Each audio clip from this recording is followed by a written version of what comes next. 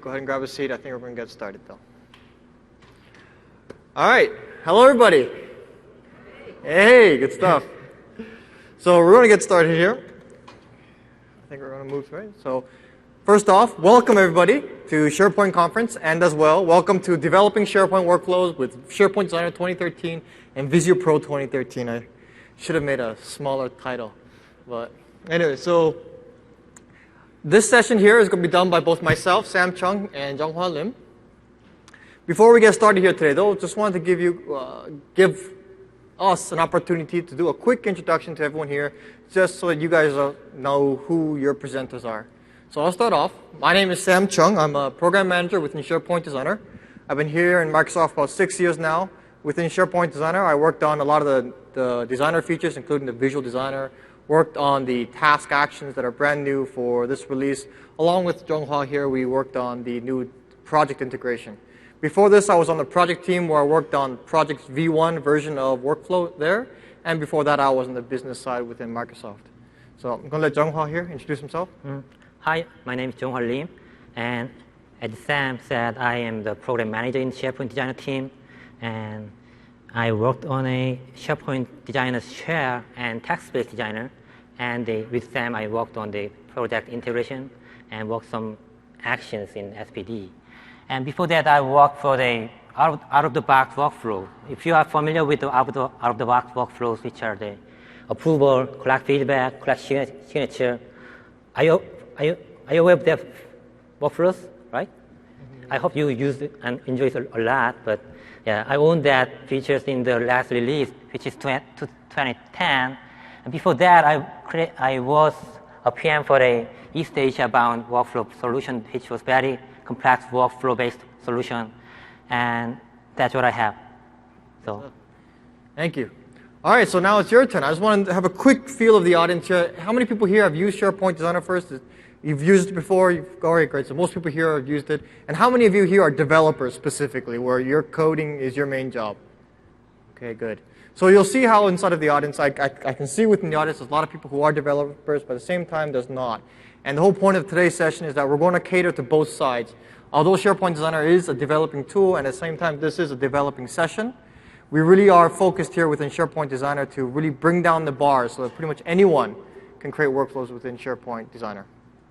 So, all right. So let's go ahead and get started. I hit the wrong damn thing.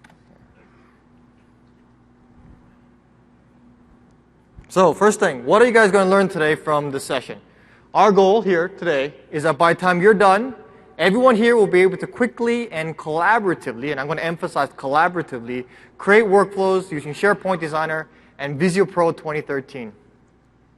This is going to be a bit of a review for those here who have taken the other sessions. I'm guessing some of you here have seen Mauricio's session. He had one in the morning.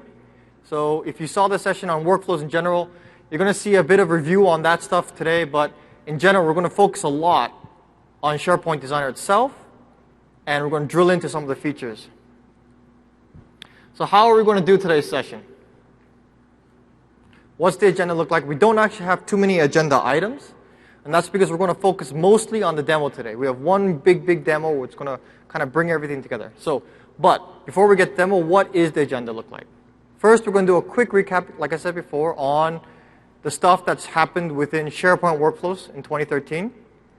Then we're going to do a high-level overview, like what areas did we invest in for SharePoint Designer 2013. Then we're going to go straight into the demo.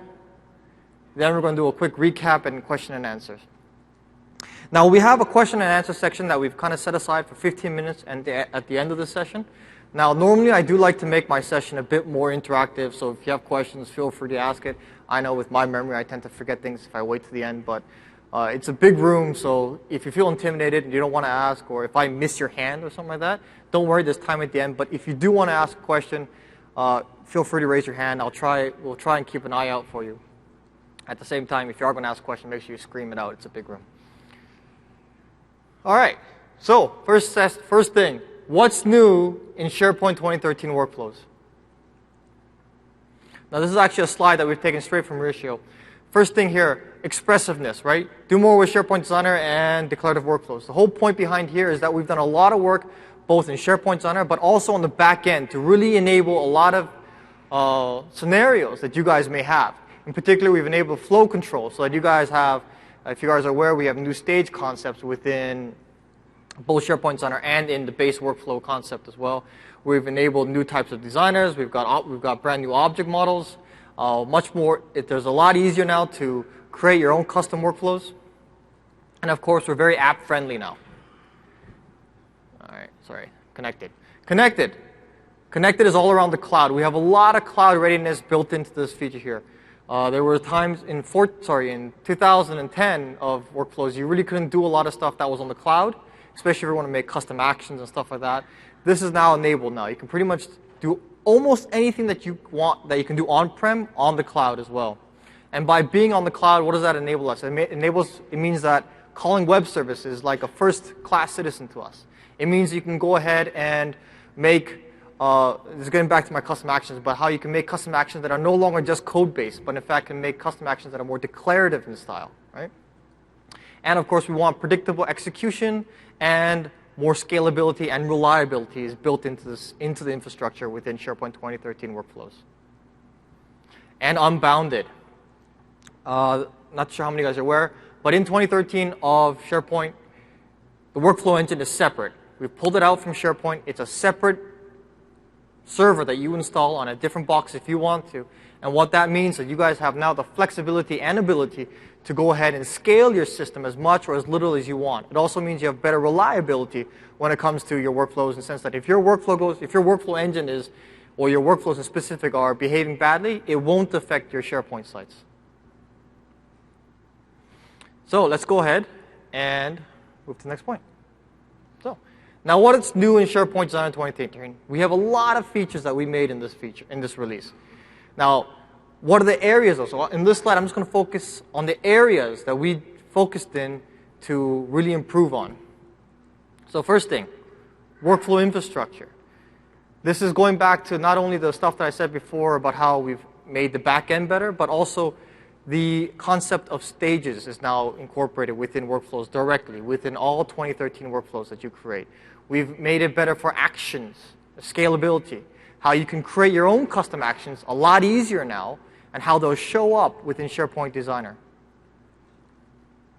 The workflow designers themselves, we've improved a lot within text-based designer that you've had since before, and we've actually extended it out. We've added a new design service. Some of you have probably already seen it.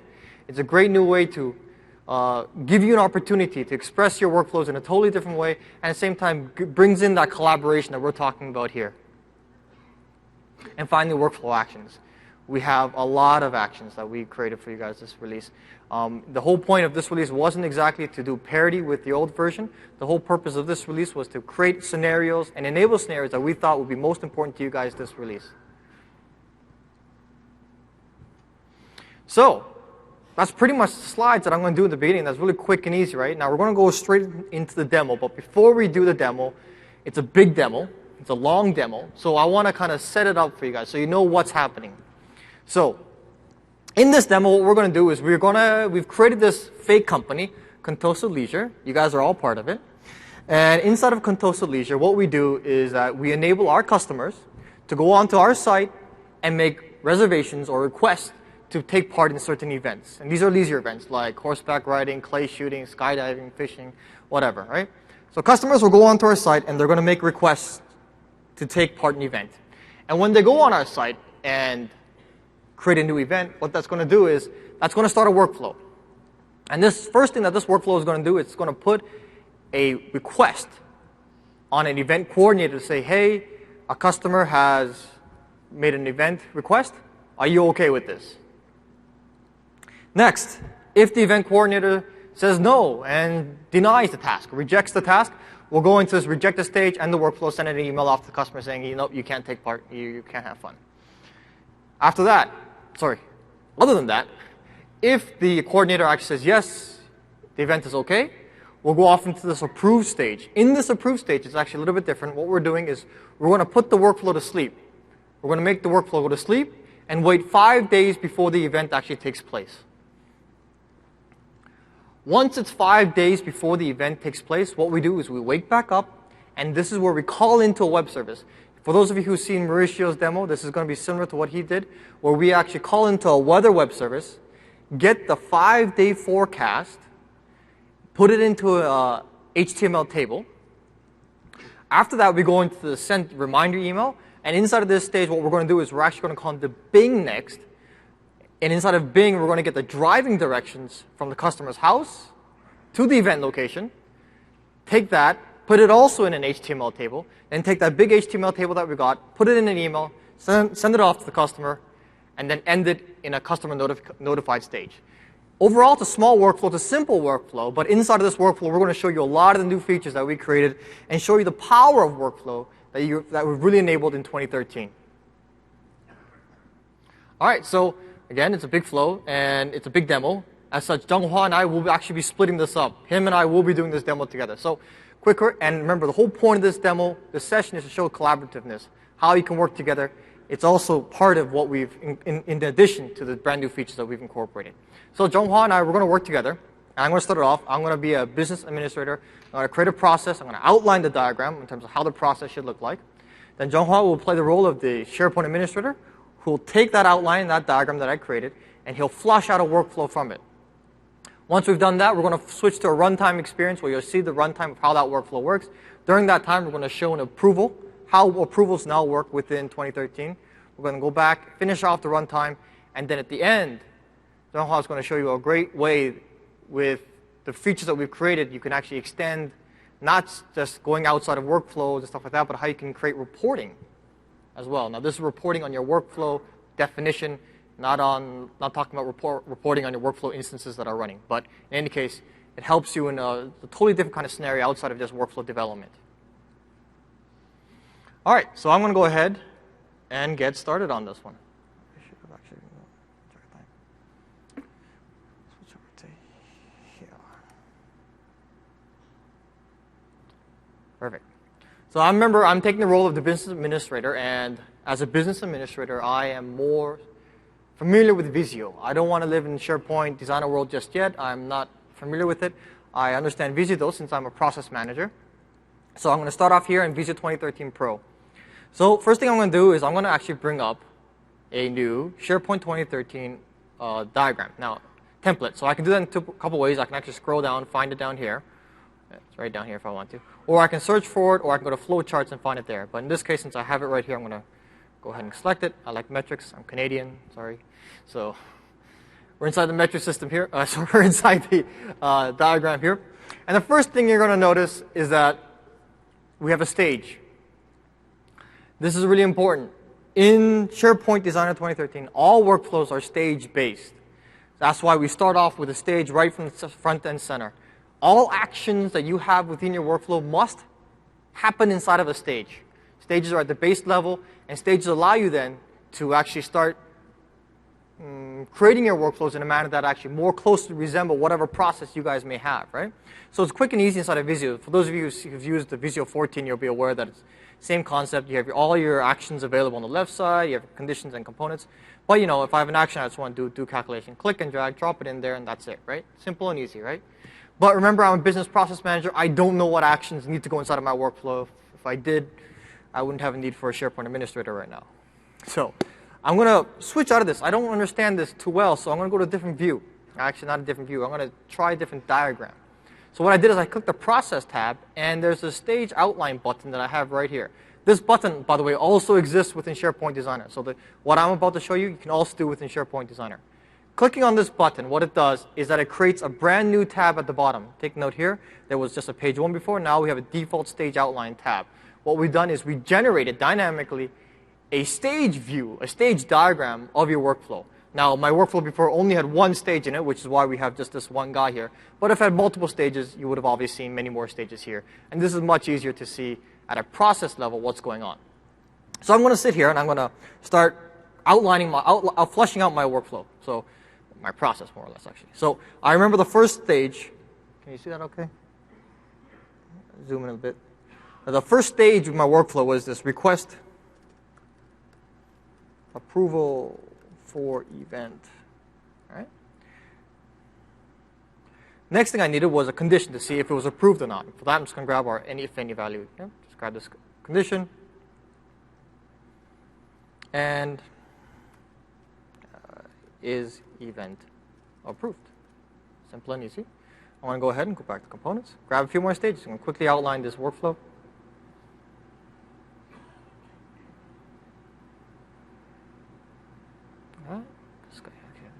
Missing one actually. So this is approved.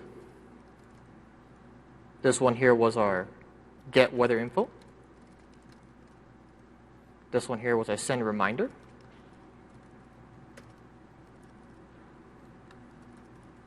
And finally, we had one last stage, which was customer notified.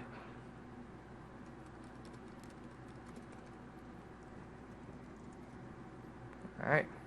Now, I'm going to connect it all up. Remember, it's still Visio, so it's very easy to do this. Click and drag, click and drag, click and drag, click and drag. My diagram is pretty much all done here. But there's still one thing I need to do, which was that reject this stage. If you remember, the approver does not approve it, then I have to send it to reject this stage.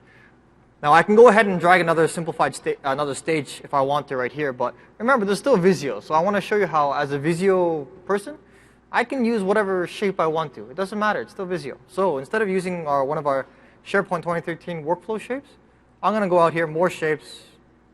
And I know I have a shape that I like over here in the workflow steps. There's this nice little rejected guy, and I'm going to bring him over because I like using him. I understand him better. And I'm going to set him as this is no if he rejects it, right? This is totally legitimate. It's a Visio diagram. I can do whatever I want within it. We haven't railed the experience within Visio. Visio is still the same thing that you've always known. If you want to format this anywhere else you want to, you can go ahead and do so. And we're not going to stop you. We don't want to stop you. We want to encourage you to use Visio as you normally did. Now remember, I'm going to pretty much give this exact diagram to my SharePoint administrator. Before I do that, though, I may want to add some more details regarding the diagram, regarding the process, because he may not be able to understand everything from just the title of the stage. In which case, I'm going to go ahead and add stuff like, where is this? Sorry, right here, like callouts. Right, very easy.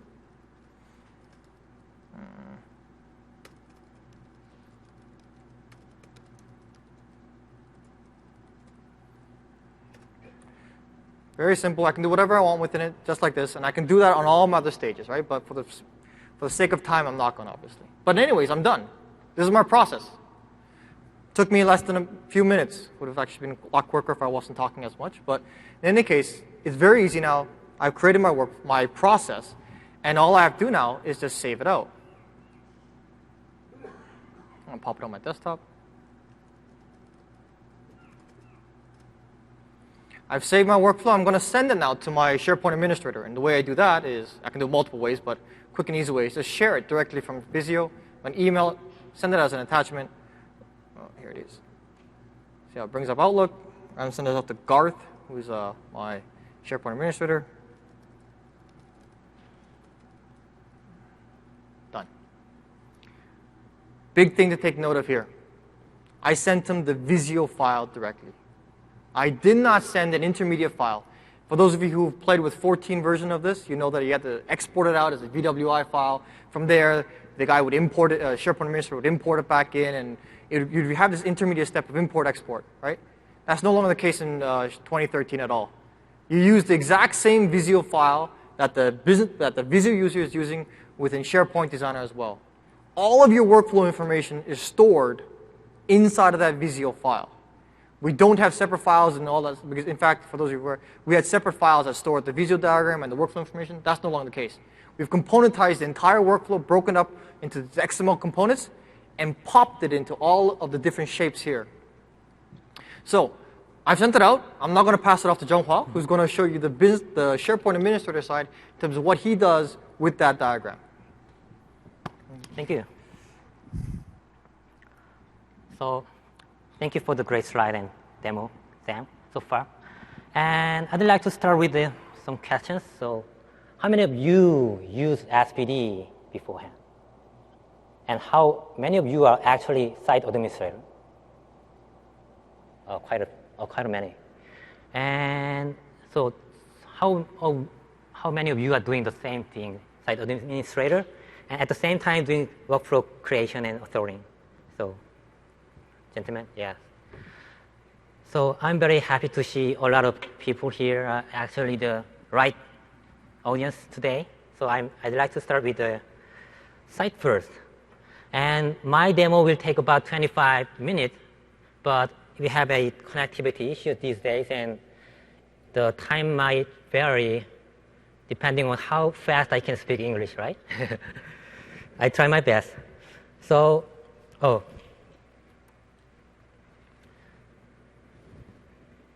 sorry. Yeah, this is the site. It is always very good practice and best practice to get familiar with the site and list you are creating workflow on. So this is the site we are using today. We have contour ledger site as you see, and we have several lists that represent different ledger activities. And we will use horseback riding lessons today. And it has some list columns, title, horseback riding location, date, age, and number of people we are coming together for this lesson, and home address to show you the map from your home to the location, and a workflow status column, which shows the stage you are in terms of the runtime behavior. So with these list columns and structures in mind, I'd like to start creating a workflow. As Sam said, he sent a Visio diagram to me in a VSDX file format. So I found it in my inbox here. You need to first download it to your desktop. And the next thing you need to do is to open SPD and connect to the site and go to the workflow menu. Then you will find a ribbon button, import from Visio. If you expand it, it has two options, the classic mode and the new mode. And all we know that Sam created a new diagram based on this new platform. We choose it and open the right VSDX file Sam sent to me. And it will lead you to the create workflow dialog as this one, and you can type in the workflow name as you want.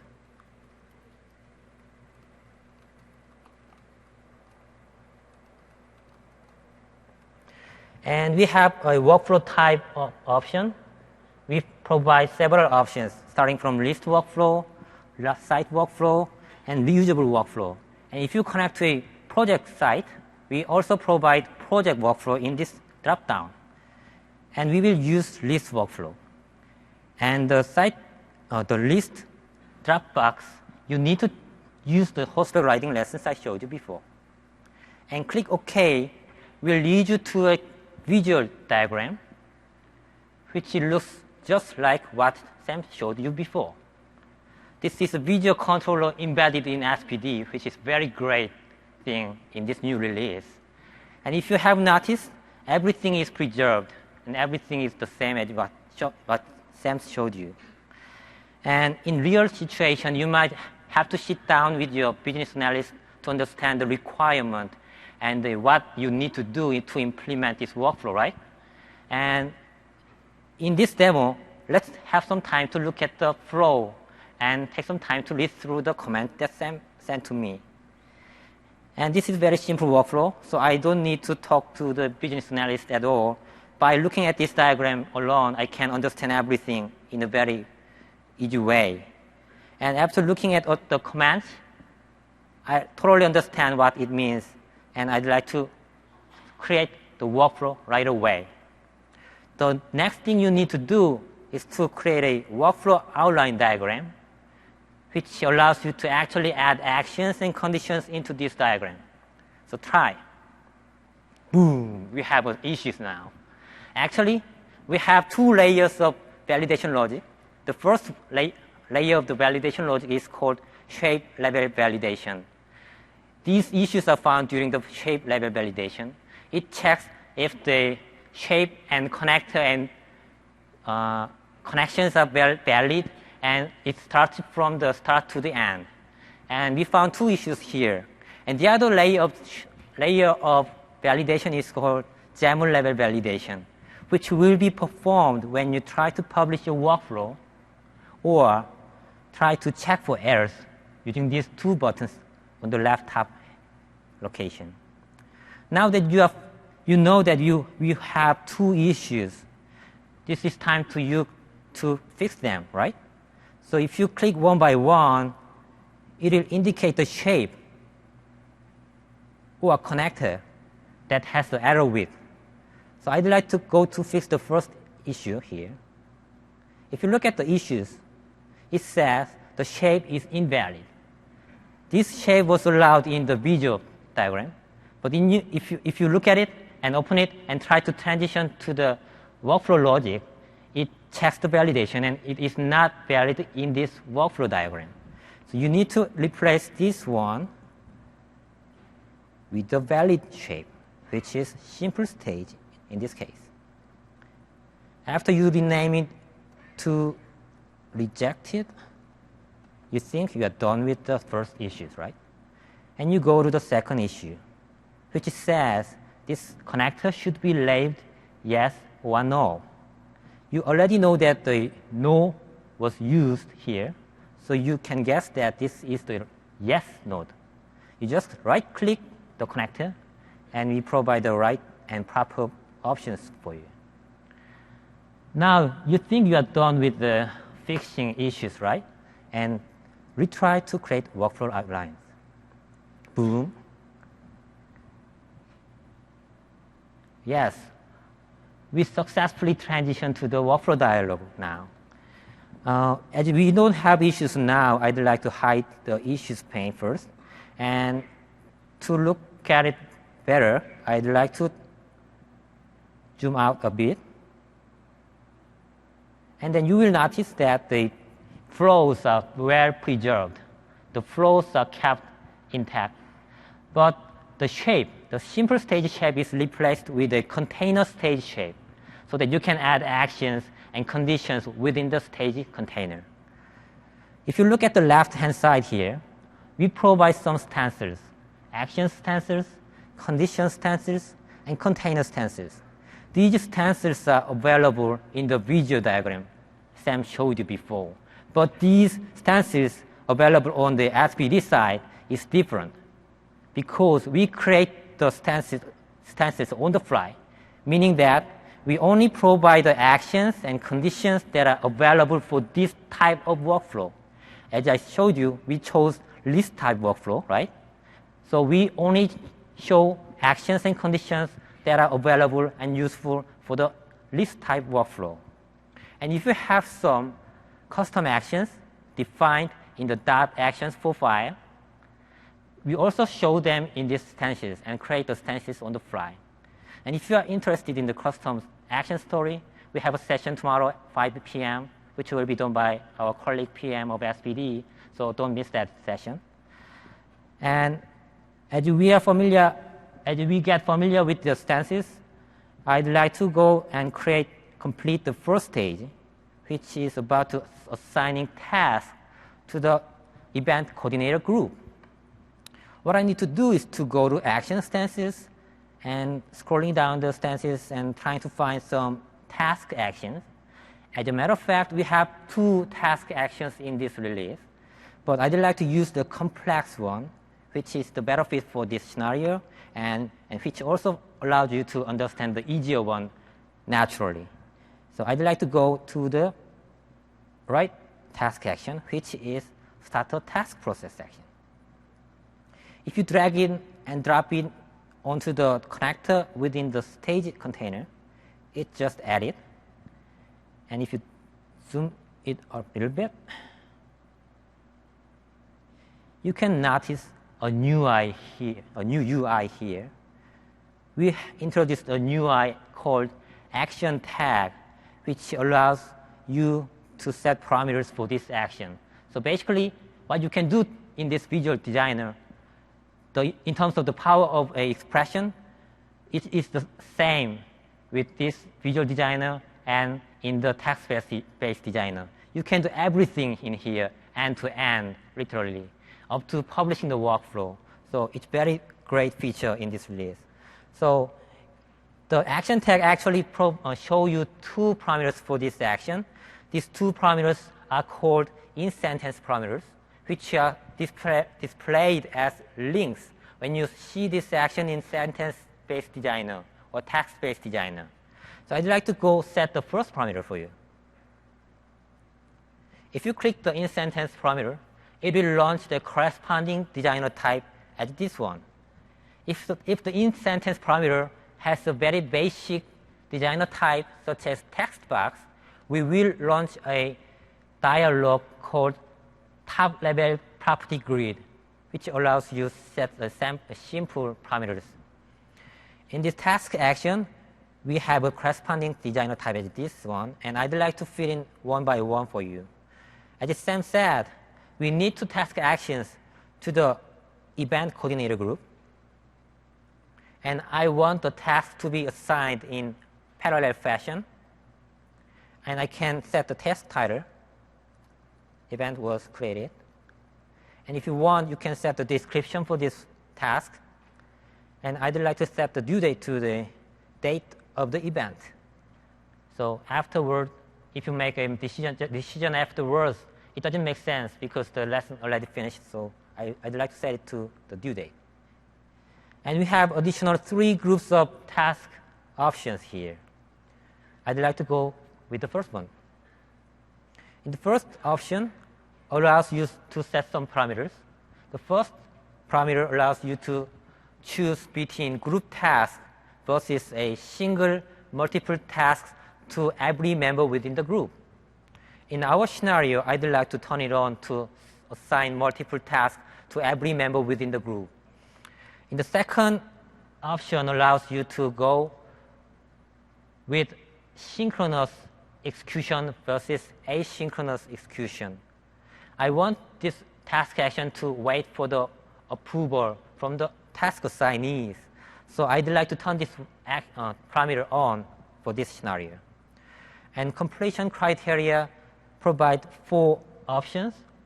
We provide very frequently used scenario options. So in our case, I'd like to go to the second one, which is the first response, which means in your group, if they have 3 persons, any one of the persons approve the first task, then the decision will be respected. And the associated item will be kept as the default value, which is current item. And in the email option, we provide 2 kinds of emails. The first one is task creation email. And if you open task email editor, we provide an out-of-the-box task content. But if you want, you can use lookup and you can type in every sentence you want to provide the additional information to the task creator. I will keep the out-of-the-box task content. And if you want, you can define and use a overdue task email, as I did for the task creation email. In the last but not least option is very important. This allows you to expand your scenario much more.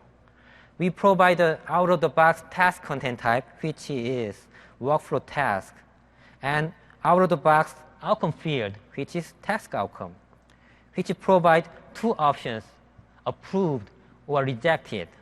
But if you want, and if your scenario want, you can define a custom content type like this one, and you can also create a custom task outcome like this one.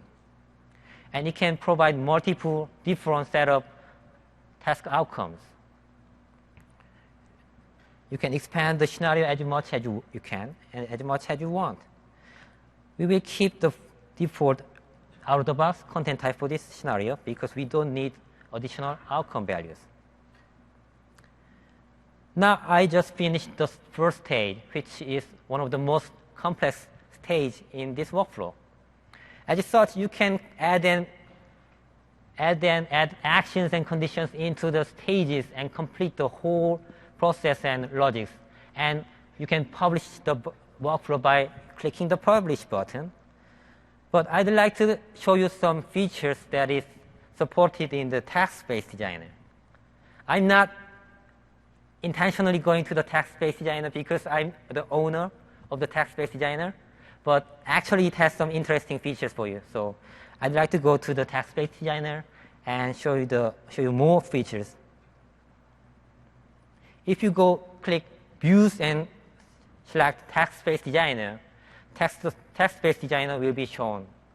And if you are familiar with the previous version of SPD, the top level container was step.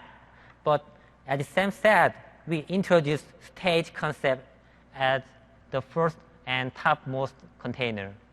If you look at the stage container, it has two sections.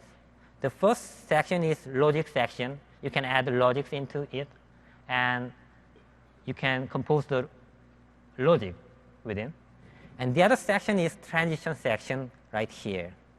If you have a simple flow from your stage to the next stage, then it will have just one go-to action like this one. If you have a complex branch between stages, it can have multiple conditions with multiple go-to actions, like this one. So I'd like to complete this first stage and first transition section. The first task action actually stores the task outcome into outcome variable. So I'd like to reference the outcome variable.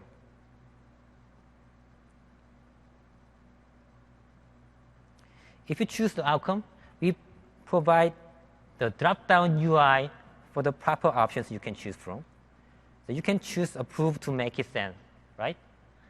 And you finish the first stage, you need to finish the second stage here, which are supposed to wait until 5 days before the event, right? But I'd like to introduce this logic later on with the pre-created workflows. And I'd like to go to the third stage, which is get weather information, which is the second most important action and logics for this demo. As Sam said, we will use a HTTP web service, RESTified web service, in this stage. And to do that, we introduced a new action called HTTP web service. If you add it, it has some parameters to fit in, and the most important parameter to fit in is the first one, where you can add the URL of the web service. And if you see the demo from Mauricio, it might be a little bit similar, but you can add the weather online web service here. And we also provide some HTTP method. But in this web service action, we need to use HTTP get method.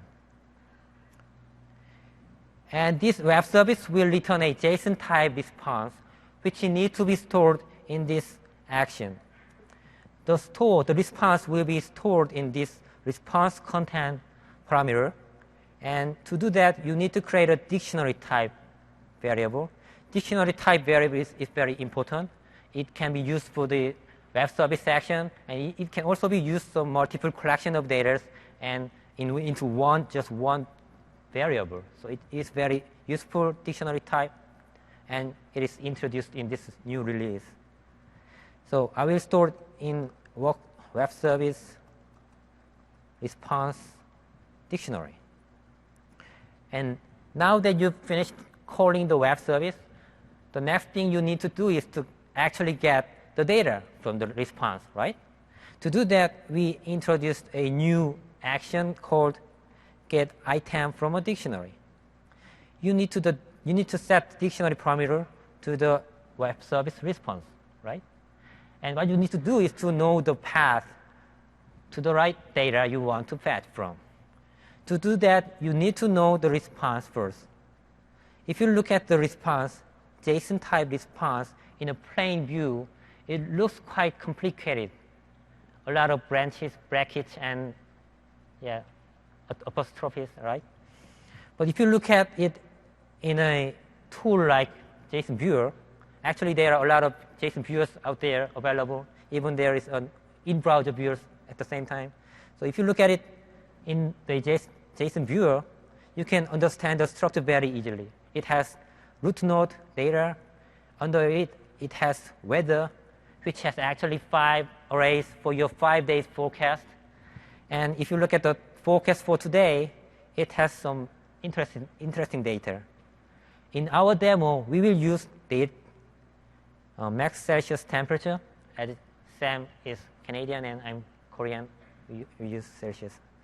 And we will use Celsius minimum And we also will use a description data and also use the icon URL data, starting from the date.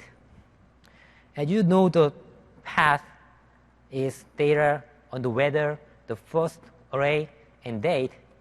You can just go back to SPD and set it to the right path, data, right? You can notice that the array can be expressed in the parentheses, branch. And I will store it in a new string type variable, string. The next thing you need to do is, actually we will fetch 4 more data, right? So you need to do, when you use the previous SPD, you need to add 4 more actions, one by one your hand, and set the path and parameters one by one yourself. But we enabled copy and paste feature in the text-based designer. So you just copy one action and paste it 4 times, which will allow you to save a lot of time for you. And you just need to change the last part of the path. Let's assume you completed this get item action. Then the next thing you need to do might be, can you guess? You need to get 5 days forecast, right? So which means you can iterate 5 times. And to do that, we actually introduced a new container named loop. We have 2 loop containers, and we will use this first one and set it to iterate 5 times for 5 days forecast.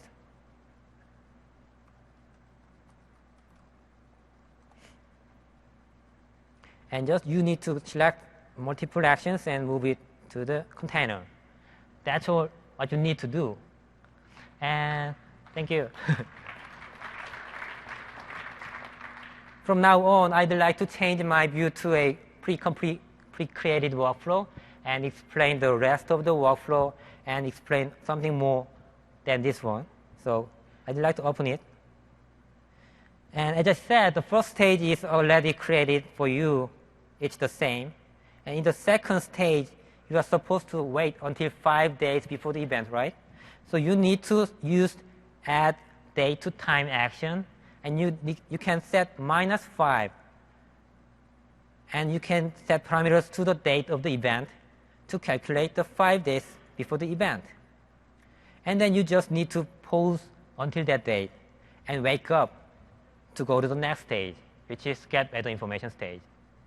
In the get weather information stage, it is almost the same from what you see, but the difference is these 2 variables.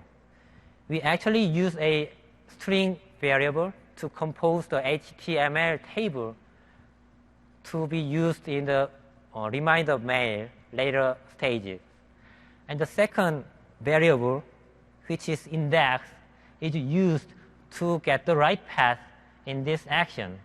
I used 0 in the previous example, but as you loop 5 times, you should get the right path for your web service. So we use the index here. And that's almost everything. And we need to send email as a reminder mail, right? So I added email action. In the email action, we send the mail to the customer. And I CC'd it to the event coordinator. You can give it a right name. And we will provide information about date, number of people, the map information from your home to the location, and the table for the weather information. Now that we're almost done, we have 2 stages left. These are very straightforward. We just log something and send the rejection email if it is rejected. And now I'm done with creating a workflow. What I need to do next is to set some parameters for this workflow. You need to go to the workflow summary page. And then there is a new option here. As I said, we enabled stage concept, and chances are that stage will have some meaningful name with it. If you did it, then this option is very useful. It will allow you to show the stage name to the workflow status column. I will show you later. And I'd like to run this workflow manually, and I want this workflow to start on item creation and also item change. And I'd like to publish this workflow. Normally, this workflow takes 25 seconds to be published because we, as I said before, we have some layers of validation, and we try to make sure that the server understands the validation and YAML correctly. Oh, this is much faster than in Korea, right? Thank you. And now I'd like to change my role to the customer and show you the runtime behavior from now on. As a customer, I need to go to the religious site, right? And as I look at the promoted lessons here, I found that horseback riding lessons is very good. I'm very interested in these lessons. So just go into it and try to create a new reservation for it.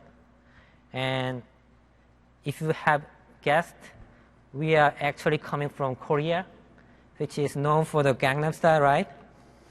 So actually my office is Gangnam Style and Sam is living in Gangnam area. We're not doing it. That's what you guys are expecting. So if you want to learn some native dancing. Oh God, I just said we're not doing it. And I'd like to learn it from with my wife. Actually, today happens to be my 2nd year's anniversary of my wedding, but she's crying in Korea, and I'm doing presentation. Actually, really crying. And I'd like to learn it this Saturday, and I'd like to learn it in Carlton, Washington. And I'm 34 years old, and I'm going with my wife, and I'm living in 1 Microsoft Way, Redmond. I'm a homeless in America, and put in the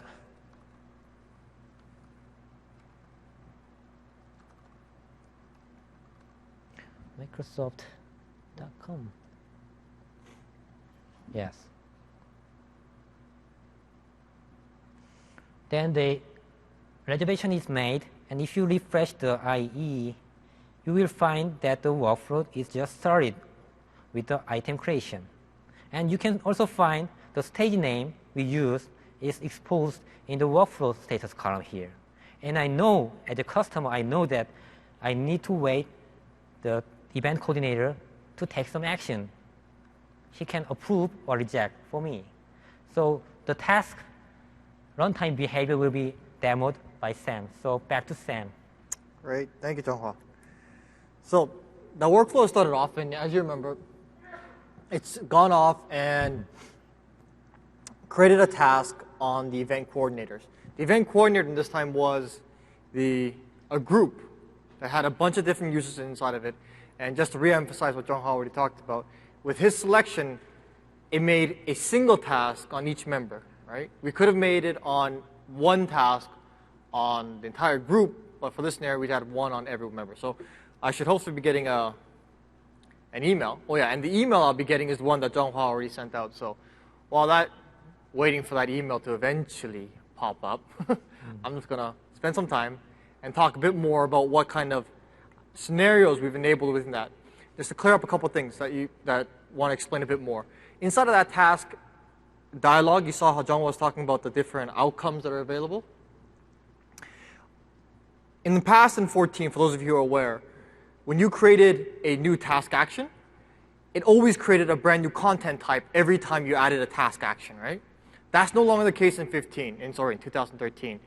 What we do is that we create you have a single task content type, and any task action can reference any other content type you want. So we have one out of the box, and by default, your task action will reference that. But if you want to create a different task action with different outcomes, you create a content type, and then your different task actions will just reference that other content type. This makes it a lot easier for you guys, so you don't have to have all these different task content types just randomly appearing every time you add a task action to your workflow. All right, so I've got that email. It looks like it came. And I see that I have, remember I'm the event coordinator now, guy. And I see that there is a task that I need to take advantage, I need to see. So I'm going to go ahead, take a look at this. Now, I could have all my information within my task if I want to. And I see a bunch of information, in fact. But I need to also go and actually look at this task. So I clicked on the link. That's going to bring up IE. And I see the task itself. There's a bunch of information here that I could add more if I want to, that Jung-Hwa could have added when he was a developer. But instead of actually adding all the information here, we have, anyways, a related items link from which I can just directly click on and look at the actual event itself, or the item itself. In this case, I'm looking at it, looks okay, Jung-Hwa coming, he's 34, 2 people, I see what day is coming, and I'm pretty sure we're free at that time of the day. So I'm going to go back to my task, it looks okay, I'm going to edit it, and you'll see right down here, oh, by the way, this task form was auto-generated for us when we added that task action. In fact, your task forms will always be auto-generated for you, even when you create a new content type. And what we auto-generate is these buttons here as well.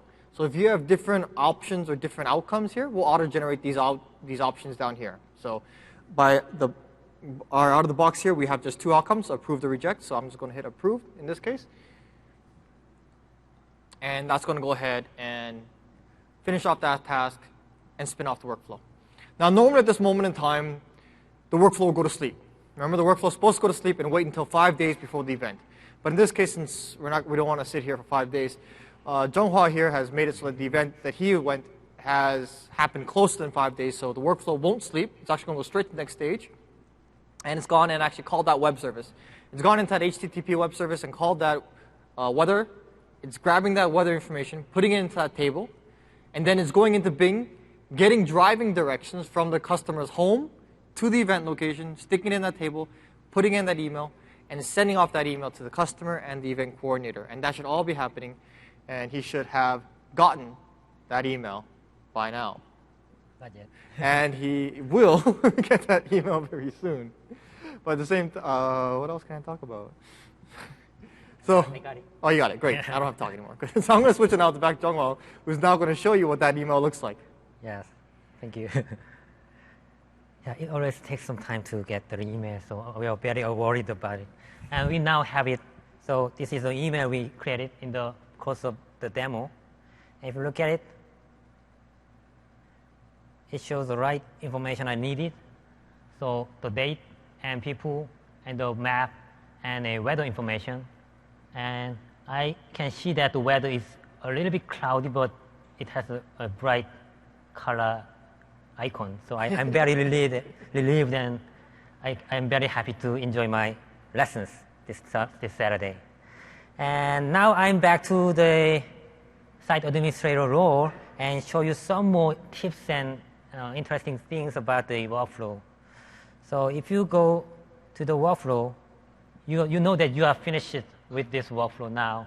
What you need to do might be, depending on which company you are working with, you might need to document this workflow. So to do that, let's assume we have a documentation template which requires you to add some high-level diagram and some workflow logic in it. To do that, you just go to the task-based designer, copy everything, and you can just paste it. And then the sentence will be just pasted into the document. And in the high-level diagram, it is the same. You just need to go to the visual diagram. And as you can guess, it is almost the same with the Visio. So you can just copy the high-level diagram right into the template. And thank you. And the other thing you might need to do is to find a reusability of this workflow. As I showed you before, the site has actually very similar list, starting from skydiving or something like that. And if you find some reusability in your workflow, what you need to do is just create a list workflow.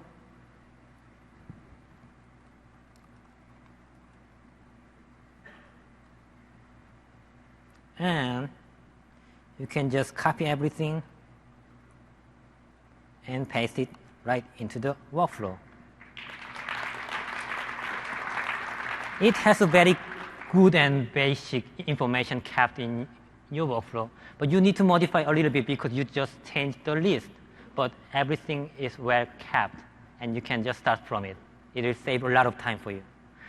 That's all I have for this demo, and thank you for enjoying. But we have some more slides and very good important slides to go, so I will return my control back to Sam. Thank you. Thank you. All right. Thank you, guys.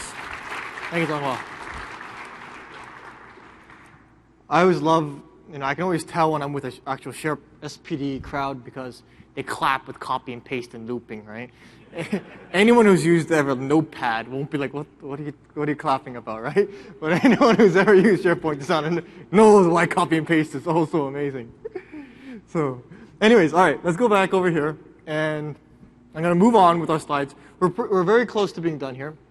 I just want to go over a couple things here. I'm going to go pretty fast, actually. So, what were the big features that we showed you today? Now, we didn't get to show you all of our features, obviously, but I'm going to have a quick recap here in terms of the big features, along with some ones that we didn't get to show you as well. This list still is obviously not the full list as well, but here's some big high levels in terms of what's big and what's new. Where's my clicker? I have no clicker. All right. So first off, we've made a lot of improvements within Text-Based Designer so that you can do obviously the copy and paste and stuff like that. And obviously, we've also added the brand new Visual Designer, which helps do a lot of things visually and collaboratively between different folks. Stages, big new one here. Now you don't have to make linear workflows. Everyone who knows SharePoint Designer knows that you had to make linear workflows that go from top to bottom. Now with Stages, you don't have to do that. Your workflows can better follow the processes within your organization. Call web service, big emphasis here. You can now finally extend your workflows beyond the confines of just SharePoint. You can, as we've shown here, you can reach out into different systems quickly and easily without having to go into Visual Studio and make some sort of custom action or activity. Copy and paste, a big popular feature, obviously, right? Ability now to copy and paste your different actions within the Text-Based Designer. By the way, you can copy and paste within the Visual Designer as well. You can copy any action within there and paste it anywhere, paste it somewhere else. All of the data is stored within the shape, so you can copy and paste your actions anywhere as well. Looping, great thing. You can do looping in two different ways. You can loop either with stages, where you just go back to a previous stage or to the current stage if you want to, or you can use the two new loop constructs that we've enabled. Complex data types, dictionary data types, a brand new feature that's very useful. Not only great for collecting and storing your web service data, but if you have an array of data, right? You have a bunch of data sets that you don't know how many entries there may be. You can use the complex dictionary variable type to store that array of data. Assign a task. This here now, we know tasks are a very important part of many different processes. As such, we've dedicated two different actions now. One to quickly make a simple task on one person, and another one which Donghwa showed you, which was to create more complex processes and approval points within your workflow. Next, we have the enhanced portability, the WSP. Donghwa didn't show it here, but you can actually now port your workflows from site to site by packaging up your workflows with WSP. In 14, you can only do that with reusable workflows. In 2013, you can do that for site, list, any workflow type within SharePoint Designer. And of course, you can also do it with the Visual Designer as well. Remember from SharePoint Designer, I could export out that VSDX file, it's a Visio file, email it off to somewhere else, or just reopen it up in any other site collection, and it'll bring in all the workflow data just like you saw before. So two new ways to move your workflows from site to site to site.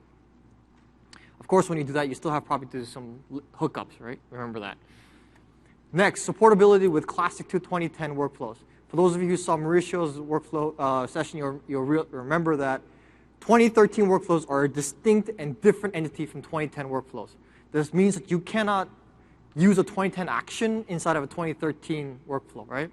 So this may bring up scenarios where you're like, hey, I need to use my old 2010 workflow action for something inside of a new workflow, right? So to enable this scenario, what we've done is we've created a brand new interoperability action. What this does is that you can stick this action, which is, it's basically start a list workflow or start a site workflow action. And what it does, it allows you to call in and start up a 2010 workflow. You can pass parameters into that 2010 workflow. That 2010 workflow can execute any old actions you have and then return back a bunch of information, which you can then use in your new 2013 workflow. So this helps out if you have any legacy stuff that you want to continue to use. Next, app level. We have the ability now to have an app step, which allows you to have certain actions, whatever actions exist within there, will execute at the app level. What this means is that you can actually give your app permissions that are distinct from the initiators, right? So if you want certain things to happen at the app level, you use this new app step to let those actions execute at the app permission. Parallel block. We didn't get to show this in the demo, but we have new properties within that to help better refine and control how your parallel actions take place. And of course, we have full integration now with Project Web Server. For those of you who are project administrators, I highly recommend you go to the session tomorrow at 5 p.m., same thing here. Myself and Kia will be doing a session on how to use SharePoint Designer for project workflows. Overall, we have nearly 50 new and improved action and features this release of SharePoint Designer. It's a big release for us. We spent a lot of time improving on it and trying to understand what scenarios that you guys care about within your workflow world. In general, here's a quick thing. Here are the big related slides or sessions you guys may be interested in. The two in green have already taken place. They were done by our other partner team and deal much more with the lower level understanding of workflows. They took place today. And the two in red are happening tomorrow, both at the same time, unfortunately. But one, which is the custom actions and activity, which another SharePoint Designer PM will be doing, and then the other one, which is the project workflows, which I'll be doing same time here. And of course, the hands-on lab. We have two hands-on labs that's available for you guys. Highly recommend you guys go ahead and take a look at these. Go ahead and try it and use it. See if you have any questions on it as well, right? If you have any questions about it, go ahead and come to us afterwards and ask us. Resources and references, a ton of stuff. Our blog, we try and update the blog with new information every now and then. Come on there and ask us different questions. At the same time, we have MSDN and TechNet. And of course, download it. Download SharePoint Designer 2013. It's available. It's free. It's available right now. Go ahead, take a look at it, play with it, let us know, give us feedback, and we're more than happy to continue the discussion. And with that, we are done, and I'm going to open up the questions. Thank you all for coming. Questions. All right, let's start from the guy who's standing up. Yeah, if you guys want,